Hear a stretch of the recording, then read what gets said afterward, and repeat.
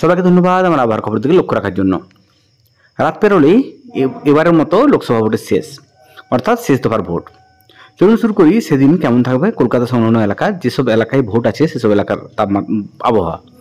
কাল কিন্তু সকালের দিকে আকাশ থাকবে মেঘলা, এবং সকালবেলা সেই মেঘলা প্রায় 9:30 সাড়ে 9টা পর্যন্ত কিন্তু মেঘলা থাকবে কলকাতা সংলগ্ন এলাকার আবহাওয়া। তারপর থেকে কিন্তু আস্তে আস্তে আকাশ পরিষ্কার হতে শুরু করবে, এবং যত বেলা বাড়বে তত কিন্তু একটা অস্বস্তিকর গরমের পরিস্থিতি তৈরি হবে পুরো দক্ষিণবঙ্গ জুড়েই বলতে পারি। বিশেষ করে কলকাতা সংলগ্ন এলাকায় যেখানে যেখানে ভোট আছে সেসব এলাকাও কিন্তু ভালো রকম গরম থাকবে দুপুরের পর থেকে। তবে বিকেলের দিক থেকে সন্ধ্যের মধ্যে বা মাঝরাতের মধ্যে বলতে পারি বিভিন্ন জায়গায় কিন্তু কালকে বিক্ষিপ্তভাবে ঝড় বৃষ্টির সম্ভাবনা আছে। তো এখনও বলছি, যেহেতু কালবৈশাখীর বৃষ্টি সব জায়গায় যে বৃষ্টি হবে তা নয়, তবে যেটুকু দেখতে পাচ্ছি ভোট যেসব এলাকায় আছে সেসব এলাকায় কিন্তু কালকে বিকেল বলবো না, সন্ধ্যের পর থেকে রাত্রের মধ্যে কিন্তু ঝড় বৃষ্টির সম্ভাবনা কোনো কোনো এলাকায় আছে। চলুন শুরু করি আমাদের পার্শ্ববর্তী এলাকা অর্থাৎ পুরুলিয়া, বাঁকুড়া, পশ্চিম মেদিনীপুর, ঝাড়গ্রাম কেমন থাকবে আমাদের দক্ষিণবঙ্গের বাকি জেলাগুলোর অবস্থা। কালকেও কিন্তু সকালের দিকে আকাশ থাকবে প্রধানত মেঘলা, অন্তত সকালবেলা 9টা সাড়ে 9টা পর্যন্ত আকাশ থাকবে মেঘলা।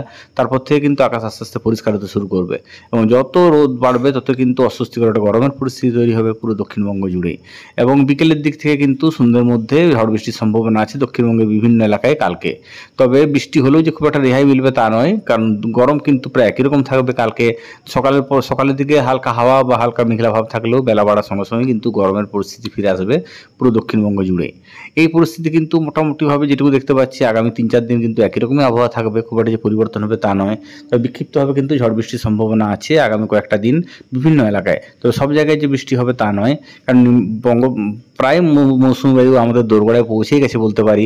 তার জন্য কিন্তু প্রাক বর্ষার বৃষ্টির জন্যই মাঝে মাঝে বৃষ্টির কিন্তু সম্ভাবনা আছে দক্ষিণবঙ্গের বিভিন্ন এলাকায় বিকেলের দিক থেকে সন্ধ্যের মধ্যে। আজকের মধ্যে চললাম, কালকে আবার কথা হবে নতুন দিন আবহাওয়া নিয়ে। সব ভালো থাকবেন, সুস্থ থাকবেন, সবাইকে শুভরাত্রি।